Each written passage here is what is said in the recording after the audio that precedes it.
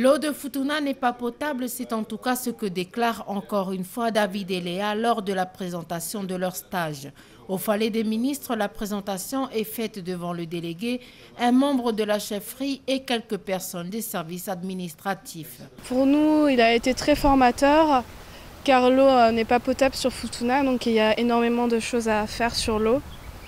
Donc on a dressé un état des lieux et on a mené notre enquête. 3 mois d'état des lieux d'enquête auprès de la population sur la quantité et qualité de l'eau. David et Léa ont effectué des prélèvements dans les rivières, les captages.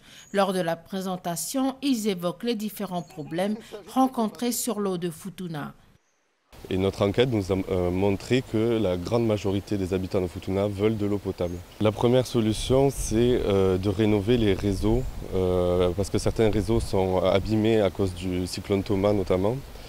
Donc il y a un problème de pression dans beaucoup de villages. Donc cette rénovation des réseaux permettrait un apport d'eau plus important.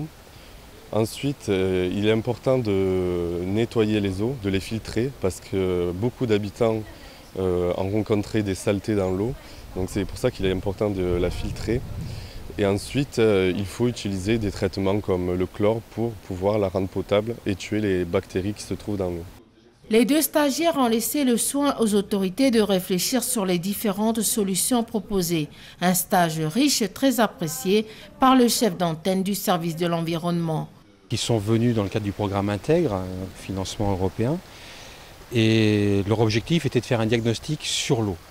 Donc l'eau dans sa globalité, en termes de production, de consommation, quelle qu'elle soit, pour les taraudières, pour les cochons, pour les habitants. Ça nous permet de nous remettre en question et de remettre en question l'ensemble des acteurs du territoire par rapport à cette fameuse enquête qu'ils ont réussi à faire au porte-à-porte, parce que nous, on n'a pas les capacités de le faire ou le temps de le faire. Eux l'ont fait. Et voilà, ça nous apporte du ressenti par rapport à la population. De l'eau potable pour Futuna, c'est possible. Selon David et Léa, il faudrait juste un engagement sérieux de la part des autorités et un suivi au quotidien pour avoir un traitement efficace.